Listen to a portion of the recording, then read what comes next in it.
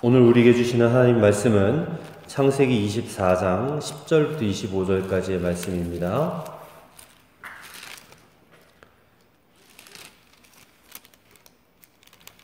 창세기 24장 10절부터 25절까지의 말씀 제가 봉독하도록 하겠습니다.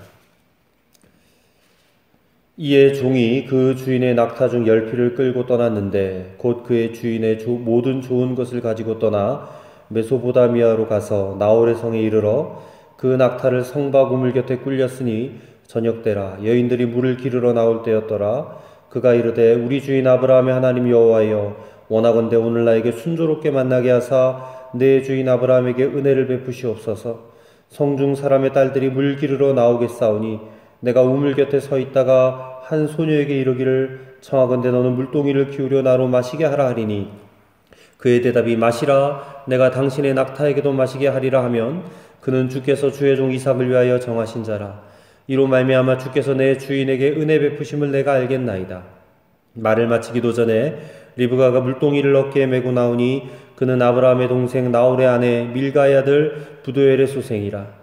그 소녀는 보기에 심히 아리답고 지금까지 남자가 가까이 하지 아니한 처녀더라. 그가 우물로 내려가서 물을 그 물동이에 채워가지고 올라오는지라.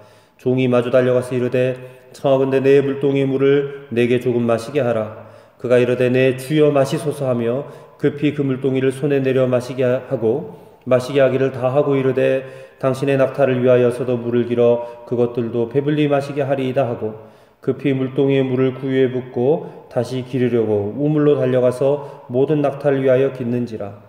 그 사람이 그를 묵묵히 주목하며 여호와께서 과연 평탄한 길을 주신 여부를 알고자 하더니 낙타가 마시기를 다하매 그가 반세겔 무게의 금 코걸이 1개와 10세겔 무게의 금 손목걸이 1쌍을 그에게 주며 이르되 내가 누구의 딸이냐 청하건대 내게 말하라. 내 아버지 집에 우리가 유숙할 곳이 있느냐. 그 여자가 그에게 이르되 나는 밀가가 나홀에게서 낳은 아들 부두엘의 딸이니이다. 또 이르되 우리에게 집과 사료가 족하며 유숙할 곳도 있나이다. 아멘. 오늘 우리가 함께 나눌 말씀의 제목은 진실한 섬김, 사랑의 수고입니다. 그리스도인들이 성경에서 주목해야 하는 인물 가운데 하나가 바로 오늘 본문에 나오는 리브가라는 한 여인입니다. 자신의 몸을 불태울 나무를 등에 짊어지고 모리아산에 올라간 이삭. 이 이삭이 바로 십자가를 지고 골고다를 언덕을 향해 올라가신 예수님의 예표라고 한다면 이 이삭의 부인이었던 신부였던 리브가는 곧 그리스도의 신부가 될 교회와 성도를 상징적으로 나타내는 그런 인물이라고 할 수 있기 때문에 그렇습니다. 그래서 우리가 주목해 봐야 된다는 것입니다. 하나님의 명령을 따라서 가나안 땅에 들어가서 참으로 파란만장한 삶을 살았던 아브라함, 이 아브라함의 마지막 사업이 바로 좋은 며느리를 데려오는 일이었습니다. 그래서 아브라함은 아들을 위하여 좋은 며느리 구하는 것을 자신이 수행해야 될 마지막 프로젝트로 생각했던 것 같습니다. 당시 가나안 땅에는 하나님을 알지 못하고 우상을 섬기는 타락한 문화가 만연해 있었던 곳이었기 때문에 그곳의 처녀를 며느리로 삼기가 부담스러웠던 거예요. 절대 그건 불가한 일이었던 것입니다. 그래서 아브라함은 자신의 모든 소유를 다 맡아서 관리하고 있던 청지기, 즉 그의 종을 불러서 아들의 신부감을 찾아내는 그런 프로젝트를 맡기기로 했습니다. 이 아브라함의 종은 주인의 낙타에다가 그 낙타 10필에 또 신부감을 찾았을 경우에 그녀에게 또 그 집안에 줄 선물들을 가득히 싣고 아브라함이 살던 본래 고향이었던 밧단 아람 지방을 향해서 떠나게 됩니다. 아브라함의 종은 이제 길을 떠나서 주인 아브라함의 고향에 마침내 도착을 합니다. 근데 그곳에 도착을 해서 과연 내가 누구를 어떻게 만나야 되는지 난감한 거예요. 그래서 한 우물 곁에 앉아서 고민을 합니다. 그럴 때 한 생각이 떠오르는 거예요. 이제 이곳에 물을 길러오는 한 여인이 있을 텐데 그 여인에게 내가 마실 물을 좀 달라고 하면 그 여인이 나에게도 마실 물을 줄 뿐만 아니라 내가 끌고 온 낙타에게도 물을 길어 마시게 하면 그 여인이 하나님께서 이삭의 아내로 정해준 여인이지 않겠느냐, 그런 생각이 떠오른 거예요. 그래서 하나님 앞에 그 자리에 꿇어 엎드려서 기도하는 겁니다. 하나님, 제가 이런 여인을 만나기 원합니다. 그게 13절과 14절 말씀이에요. 근데 그 기도가 끝나자마자 한 처녀가 물을 길러 오는 거예요. 그녀는 아브라함의 종으로부터 마실 물을 달라는 청을 받습니다. 그럴 때 그 청에 대해서 외면하지도 않고 거절하지도 않고 귀찮아하지도 않는 겁니다. 그래서 막 그 물을 떠주는 거예요. 그뿐만 아니라 그 아브라함의 종이 기도한 그대로 낙타에게도 물을 길어다 주는 거예요. 연약한 여자의 몸으로 이 나그네에게 물을 주고 또 낙타 10마리를 위해서 물을 길어다 먹이는 게 일반적인 사람에게는 쉬운 일이 아닙니다. 그리고 남자에게도 이거는 보통 쉬운 일이 아니라는 것입니다. 또 귀찮은 일이기도 하고요. 하지만 그녀는 그 일을 하는 것에 대해서 조금도 귀찮아 여기거나 또 힘들어하지 않았다는 것이. 아브라함의 종이 그녀의 모습을 그냥 가만히 묵묵히 지켜봅니다. 이 여인이 과연 하나님께서 이삭의 배필로 주신 그런 여인인지를 관찰하기 위해서 묵묵히 지켜보는 거예요. 그리고 그녀의 모든 그 섬김이 끝났을 때에 그 섬김의 태도가 이 아브라함의 종을 마침내 감동시켰습니다. 그리고 자기 주인 아브라함의 아들 그 이삭의 배필로 삼아서 가나안 땅으로 데리고 오게 된 것입니다. 그게 창세기 24장의 내용이에요. 우리는 오늘 이 본문의 말씀을 통해서 리브가의 태도를 통해 이 진실한 섬김의 태도가 어떤 모습인지를 함께 살펴보고자 합니다. 첫째로 이 리브가의 섬김은 인격적 존중과 배려의 모습이었다라는 것입니다. 한 우물가에서 아브라함 종이 만났던 그 여인의 이름은 리브가입니다. 근데 이 리브가가 어떻게 했길래 이삭의 신부가 되었던 것일까요? 마치 그녀의 미모가 아름다웠기 때문입니까? 요즘에는 얼굴만 예쁘게 생겨도 서로 막 신부감으로 데리고 가려고 합니다. 그래서 탤런트들이나 미스코리아가 되면 소위 팔자를 고친다고 합니다. 근데 그렇게 해서 하는 결혼이 정말 좋은 결혼이겠습니까? 행복한 결혼이겠습니까? 그 인생을 만족해 하는 결혼이겠습니까? 그렇다면 이 아브라함의 종은 그 신부감에 무엇을 보았을까요? 17절과 18절의 말씀을 보시기 바랍니다. 종이 마주 달려가서 이르되 청하건대 내 물동이의 물을 내게 조금 마시게 하라. 그가 이르되 내 주여 마시소서 하며 급히 그 물동이를 손에 내려 마시게 하였다라고 기록하고 있습니다. 우리는 여기서 한 나그네를 배려하는 리브가의 모습을 발견하게 됩니다. 사실 리브가로서는 한 번도 본 적이 없는 낯선 남자예요. 근데 그 낯선 남자에게 리브가가 뭐라고 호칭을 하는지 한번 보세요. 내 주여 마시소서, 그렇게 말을 하는 겁니다. 늙어서 기력이 쇠한 이 아브라함의 종, 늙은 종에게 아주 극진한 높임의 언어를, 호칭을 사용한다는 것입니다. 내 주여 할 때 이 주라는 표현은 상대방에 대한 인격적 존중, 최상급의 인격적 존중을 표현하는 그런 말입니다. 그러니까 이런 배려가 섬김을 받는 사람의 마음을 따뜻하게 해요. 그리고 안정감을 주고 만족감을 준다는 것입니다. 또 리브가는 이 나그네만을 배려해서 물을 마시게 한 것이 아니죠. 19절 보십시오. 마시게 하기를 다하고 이르되 당신의 낙타를 위하여서도 물을 길어 그것들도 배불리 마시게 하리이다. 이 아브라함의 종이 몰고 온 10필의 낙타를 위해서도 물을 길어서 그 우물물을 길어가지고 리브가가 먹이는 거예요.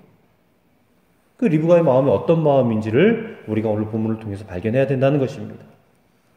여러분, 사람을 생각하고 친절을 베푼다 라는 것은 일반적으로 선한 사람들이 하는 일이라고 치더라도 오늘 리브가처럼 말 못하는 짐승에게까지도 친절을 베풀고 마음을 쓰고 이런 배려하는 것이 일반적인 사람들에게서는 좀처럼 찾아보기 힘든 모습입니다. 근데 낙타가 한 필이 아니라 10필이나 된다는 거예요. 뒤에서 자세히 언급하겠지만 이 목이 마른 낙타가 한 동이의 물을 마신다고 계산을 해도 이 낙타 10필이면 10동이의 물을 길어야 돼요. 어느 목사님이 이 아브라함의 고향을 한번 가보았답니다. 성지순례하면서. 일부러 성 바깥에 있는 이 리브가의 우물도 찾아가 보았다고 합니다. 지금은 동네 사람들이 사용하지 않는 그런 우물이었는데 이 리브가가 깃던 우물을 보니까 비스듬한 계단으로 한참을 내려가서 물을 길어야 되는 아주 깊은 우물이었다는 겁니다. 젊은 아가씨가, 처녀가 물 항아리를 메고 이렇게 깊은 우물에 내려가서 이 나그네의 낙타를 먹이기 위해서 물을 길었다는 것. 그것도 10마리의 낙타를 위해서 수십 번씩 우물을 오르락 내리락 한다는 것은 참으로 쉬운 일이 아니었겠구나 하는 생각을 했다는 것입니다. 그러면서 한편으로 그런 생각이 떠올랐다는 거예요. 하나님께서 왜 그렇게 큰 민족을 이루고 다른 사람들에게 복을 나눠줄 수 있는 그런 복의 근원이 될 아브라함 가정의 며느리로 리브가를 선택했는가? 그 하나님의 뜻을 어느 정도는 깨닫게 되었다라는 그런 말을 들었습니다. 이것은 여러분 사람에게뿐만 아니라 짐승까지도 배려할 줄 아는 리브가의 넉넉한 마음 때문이 아니었겠는가 싶습니다. 사랑하는 여러분, 우리 모두는 이 리브가의 인격을 배워야 됩니다. 다른 사람을 배려할 줄 아는 넉넉함, 사람뿐만 아니라 그 사람의 가족과 그가 기르는 짐승까지도 배려할 줄 아는 그런 넉넉한 마음과 인격을 가지는 그런 저와 여러분이 되시기를 바랍니다. 세상에서 성공한 사람들의 인격을 한번 연구를 해봤다고 합니다. 연구를 하니까 그 성공의 배경에는 분명한 것은 다른 사람을 인격적으로 대우하고 대접하고 섬기려고 하는 그런 훌륭한 자세가 있었던 것을 알게 됩니다. 이처럼 배려하는 사람에게는요, 사람들이 모여들게 되더라고요. 사람들이 믿고 그 사람을 따르고 그 사람을 좋아하게 되더라고요. 근데 그 반대의 사람, 오직 자기만 생각하고 이기적인 사람에게는 다른 사람들이 접근하지 않는다고 합니다. 목회를 하면서 여러 인간관계를 경험하게 되는데, 특별히 장례를 할 때, 교인들의 장례를 할 때 보면 그 장례를 치르는 사람의 인간관계를 알게 됩니다. 어떤 가정은 이 초상을 만날 때 많은 교인들이 너도 나도 참석을 해요. 근데 어떤 가정은 찾아오는 사람이 없어서 장례식장이 썰렁한 경우가 많습니다. 왜냐하면 본인이 배려하지 않았기 때문에, 본인이 베풀지 않았기 때문에 그런 것이에요. 이 경조사가 있으면 상호 부조를 잘 해야 되는데 다른 사람의 경조사에 잘 다니지 않으니까 자기 가정에 어떤 그런 어려운 일을 당하면 사람들이 오지 않는 것입니다. 이 심은 대로 되는 것이죠. 여러분, 오늘 우리는 리브가의 모습 속에서 정말로 인격적 존중과 또 배려하는 그런 모습을, 그런 마음을 우리가 배울 수 있게 되기를 바랍니다. 이것이 믿음 생활의 성공이 될 수 있을 것이고 또한 세상에서도 성공할 수 있는 만고의 불변의 법칙이 되는 줄로 믿습니다. 그 다음에 두 번째로 리브가의 섬김은 넘치도록 수고하는 그런 모습이었다는 것입니다. 리브가가 살던 이 밧단 아람 지역의 사정을 우리가 이해하면 이 아브라함의 종의 기도의 조건에 만족할 만한 어떤 그런 성품을 가진 여인을 찾는 것은 거의 불가능한 것임을 알 수가 있습니다. 이 물이 귀한 지역이에요. 그 지역에 우물을 파면 그냥 조금만 파서 우물이 나오는 게 아니라 거의 한 30m를 파고 들어가야지 물을 얻을 수 있다고 합니다. 그런데도 이 아브라함의 종은요, 그런 어려운 상황에서 물을 길어다가 물을 먹일 수 있는 그런 섬김의 모습을 보이는 처녀를 만나게 해달라고 기도했다는 거예요. 물 항아리를 지고 30m나 되는 계단을 그냥 내려가가지고 길어 올린 물을 좀 이렇게 마시게 해달라고 하는 것처럼 참 미안한 일인데, 그렇게 나그네를 대접하고 선대하는 것은 그 당시 지역의 관습이기 때문에 그 정도는 거의 의무사항입니다. 누구나 할 수 있는 일이에요. 그런데 낙타에게까지 물을 마시게 하는 것은 조금 문제가 다른 것입니다. 근데 리브가의 모습을 보십시오. 19절 하반절에서 20절까지입니다. 당신의 낙타를 위하여서도 물을 길어 그것들도 배불리 마시게 하리이다 하고 급히 물동이의 물을 구유에 붓고 다시 기르려고 물로 내려가서 모든 낙타를 위하여 깃는지라. 우리는 여기서 궁금한 게 이 낙타 한 마리가 한꺼번에 물을 얼마나 먹는지 우리가 알 필요가 있습니다. 이 목마른 낙타가요, 한 번에 물을 얼마나 많이 먹냐면 보통은 70리터에서 120리터를 먹는다고 합니다. 근데 이 낙타가요, 지금 사막을 지나온 낙타예요. 그리고 10마리나 됩니다. 그러니 이 낙타가 물을 충분히 먹으려면 도대체 얼마의 물이 필요했겠습니까? 최소한 1000리터는 필요했을 거예요. 1000리터. 근데 보통 여자가 물을 드는 그 항아리가 10리터 들이라면 이 10리터 들이를 가지고 1000리터의 물을 기르려면 최소 100번은 왔다 갔다 해야 되는 거예요. 아마 많이 들어서 20리터들이 물동이라고 했다면 최소한 50번 정도는 그 우물 위에 있는 지하 30m까지 오르락 내리락 해야 됐다는 것입니다. 근데 리브가 보세요. 그 일을 불평 한마디 하지 않고 묵묵하게 내는 그런 모습을 우리가 지금 보고 있는 것입니다. 여러분, 저는 단언컨대 우리 예수 믿고 구원받아 하나님의 자녀고 또한 그리스도의 신부로 우리가 살아가려면 오늘 이 리브가의 수고, 그것도 넘치는 수고, 마음껏 하나님 앞에 헌신하고 봉사할 수 있는 이런 수고를 우리가 본받고 우리 또한 그러한 태도를 가져야 된다고 믿습니다. 근데 참으로 놀라운 것은요, 아브라함의 종이 이 리브가가 그렇게 물을 길어 올리는 동안에 애쓴다고, 고맙다고 이런 말 한마디도 하지 않고요, 묵묵히 그냥 지켜만 보고 있었다는 사실입니다. 21절이에요. 그 사람이 그를 묵묵히 주목하며 여호와께서 과연 평탄한 길을 주신 여부를 알고자 하더니, 그러니까 그 여인의 모습을 보면서 이 종은 기도했던 것 같아요. 정말 하나님께서 이 여자가 내 주인의 아들의 짝으로 선택한 사람인가를 끊임없이 기도하고 있었다는 거예요. 리브가는 불평하지 않고 그 일을 묵묵히 해내고 있는 것입니다. 이 모습을 보면서 우리는 어떻습니까? 교회나 또 가정에나 우리가 사회에 나가서 어떤 섬김의 일을 해야 될 때가 있고 봉사의 일을 해야 될 때 있을 때 우리의 태도가 어떤가 한번 살펴보시기 바랍니다. 대개는요, 보통 사람들은 별로 크지도 않은 일, 작은 일을 해놓고 칭찬은 크게 받기를 원하는 게 이게 보통 사람의 태도입니다. 리브가가요, 자기가 그렇게 일을 열심히 하고 있는데 아브라함의 종이 칭찬하지 못해서, 칭찬을 못 받아서 그게 마음이 좀 섭섭한 마음이 있었을까요? 저는 리브가는 달랐다고 생각합니다. 오늘날 현대 직장인들의 가지고 있는 마음의 뿌리에 이런 마음이 있다고 해요. 가급적 내게 주어진 것은 최소한도로만 하고 내가 얻을 수 있는 것은 최대한 뽑아내야지. 근데 이런 마음이 안타까운 것은 우리 그리스도인들에게도 있다는 겁니다. 그래서 자신이 해야 할 일 이상의 것을 하려고 노력하는 사람은 거의 없다는 거예요. 최소의 노력으로 최대의 결과를 얻는 것이 이 경제적이다. 그렇기 때문에 이런 삶을 추구하는 거예요. 리브가도 역시 그냥 나그네에게만 물을 한 잔 마시게 하고 그냥 집에 빨리 갈 수도 있었을 거예요. 내가 최소한의 일만 하지, 욕먹지 않을 정도만 하지, 그랬을 수도 있었을 것입니다. 근데 리브가가 속으로 그랬을 거예요. 이 낙타에게도 물을 마시게 해줘야 되겠는데 그 일을 하려면 내가 얼마만큼의 시간이 들이고 노력이 들어가고 희생이 필요한지 아마 속으로 계산을 해봤을 거예요. 내가 가진 물동이를 몇 번을 떠오면 낙타를 먹일 수 있겠는가, 우물에 몇 번을 오르락 내리락 하면 될 것인가를 머릿속으로 계산을 했을 것입니다. 근데 그런 계산을 다 해보고 리브가는 낙타에게 물을 주기로 결심을 한 거예요. 그리고 바로 실천한 것입니다.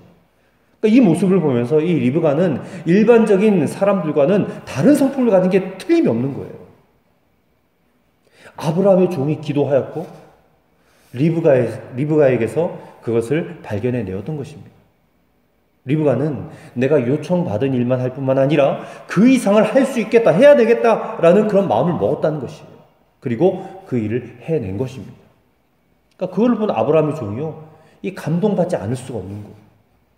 야, 정말 하나님이 택하시고 하나님이 만나게 해준 사람은 다르구나, 그렇게 생각을 한 것입니다. 아브라함의 종이 판단하기를 이 여인, 이 리브가는 자기 주인의 아들 이삭의 아내로서 손색이 없는 그런 여인이었다는 것이에요. 리브가는 아브라함의 종이 하나님께 기도한 대로 대답하였고 기도한 대로 행동하였다는 것입니다. 뿐만 아니라 그녀는 매우 아름다웠고 또 순결하며 예의도 바르고 나그네에게 친절한 그런 여인이었던 것입니다. 사랑하는 여러분, 리브가의 넘치는 수고의 태도, 또 배려, 또 친절함, 이 모든 것이 아브라함의 종이 하나님께 기도한 내용과 딱 맞았습니다. 딱 맞았다. 이 말은요, 이 일에 대한 하나님의 섭리가 있었던 일이었기 때문에 그렇습니다. 여러분, 이러한 일들이 저와 여러분의 삶에도 일어날 수 있게 되기를 간절히 소원합니다.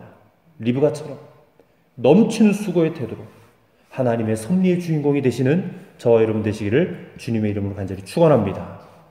끝으로 이 리브가의 섬김은 사랑의 수고였다는 것입니다. 사랑의 수고.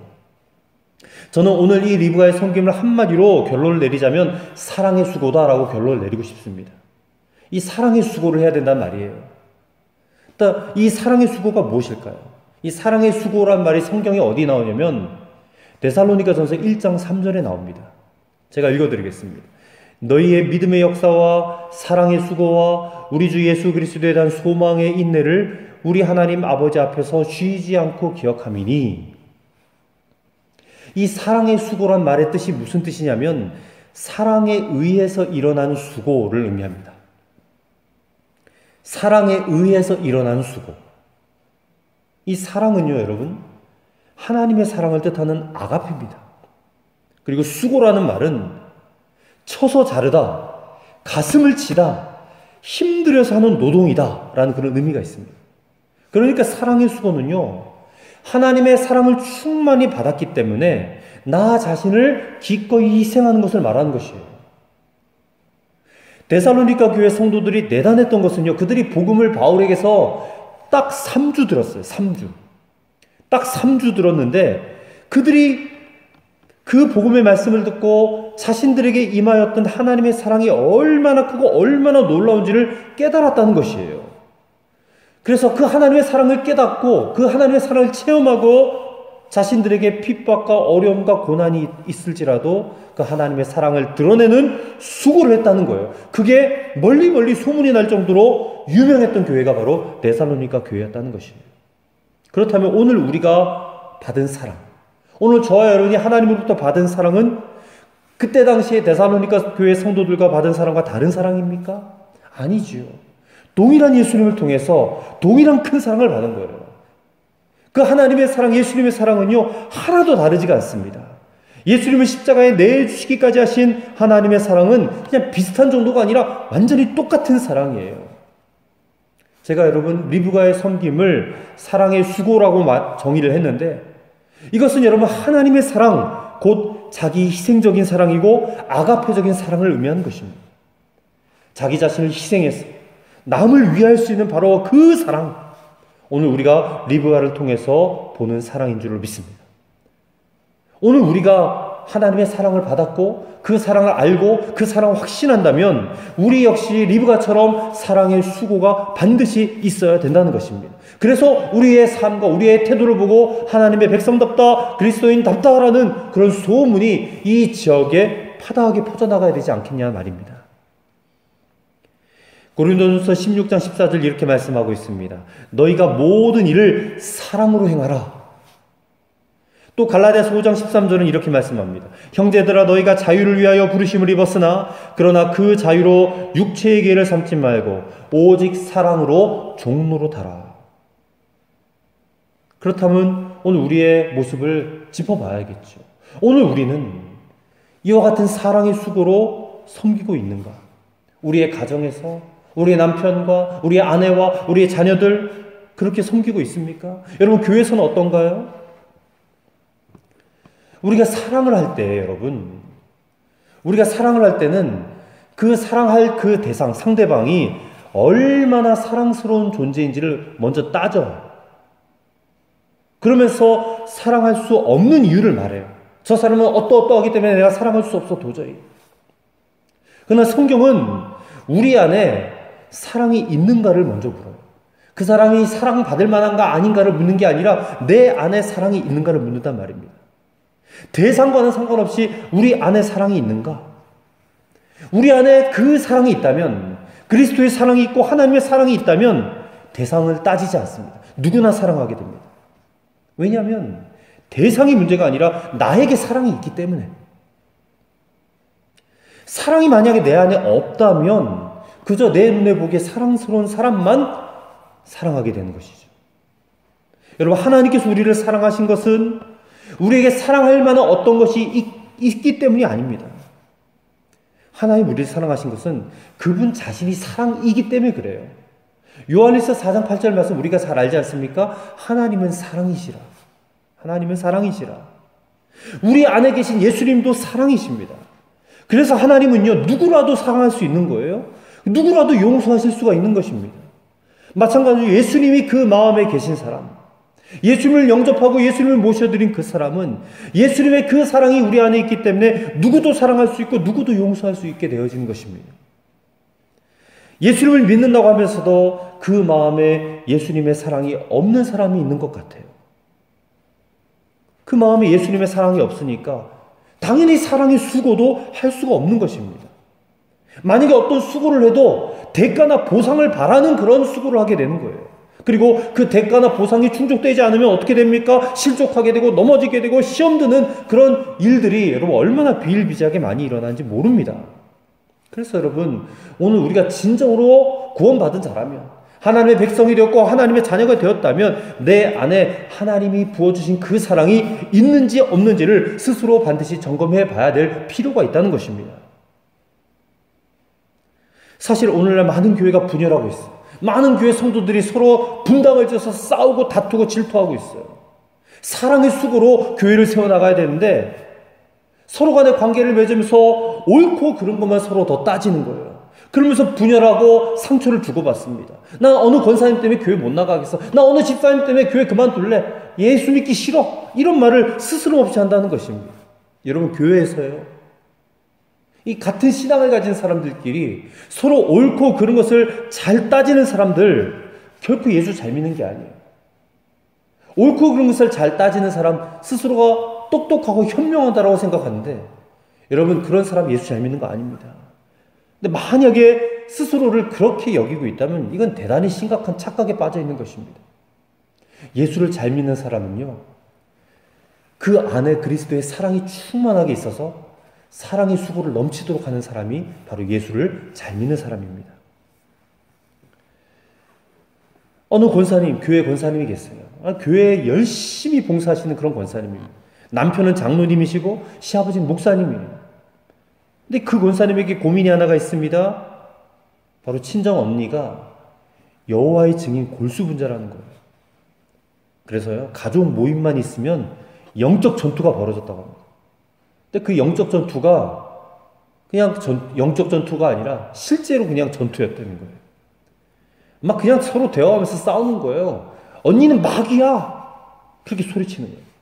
이 권사님은 언니가 틀렸다, 언니가 잘못되었다, 그리고 내 신앙이 바르다라는 것을 주장하는 것을 영적 싸움이라고 생각했습니다. 사실 진짜 영적 싸움이 무엇인지 몰랐던 것입니다. 근데 그러다 어느 날 이 권사님께서 영적 싸움이 진짜가 무엇인지를 깨달은 거예요. 그것은 바로 사랑으로 싸우는 것임을 깨달았다는 것입니다. 물론 언니가 여호와의 증인이란 이단에 빠진 것은 두말할 필요도 없이 잘못된 일이지만 권사님은 언니보다 자기 자신이 더 많이 잘못했음을 깨달았습니다. 왜냐하면 자기 마음 가운데 언니를 사랑하는 마음이 없었다는 것이, 그거를 깨달았다는 거예요. 그래서 권사님이 하나님 앞에 회개하고 언니가 좋아하는 선물을 준비해서 언니를 찾아갔다는 거예요. 가서 언니에게 정말 잘못했다고 용서를 빌었어요. 그동안 내가 언니 사랑하지 못하고 언니 미워하고 언니 정죄한 것 제발 용서해줘. 여러분 예수님께서 말씀하시는 복음은 바로 거기서부터 시작이 되어지는 것입니다. 여러분 사랑의 수고가 필요해요. 그러려면 여러분 안에 그 사랑이 있는지 없는지 그것부터 먼저 점검해 보시기를 바랍니다. 다시 본문으로 돌아오세요. 여러분 이처럼 사랑의 수고를 한 리브가 결국 어떻게 되었습니까? 그 아브라함의 종 앞에서 10필이나 되는 그 낙타에게 물을 다 먹이고 난 다음에 이 아브라함의 종이 낙타에 싣고 온 금은 보화를 리브가에게 줍니다.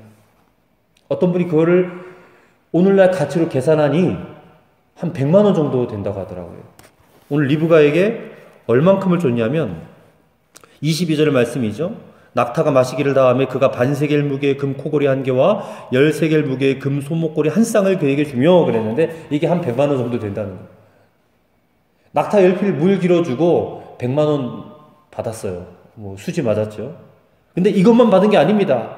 그 다음에 리브가의 집으로 이 종이 가서 낙타에 싣고 온 모든 금은 보화를 다 그 집안에다 내려놓고 오는 거예요.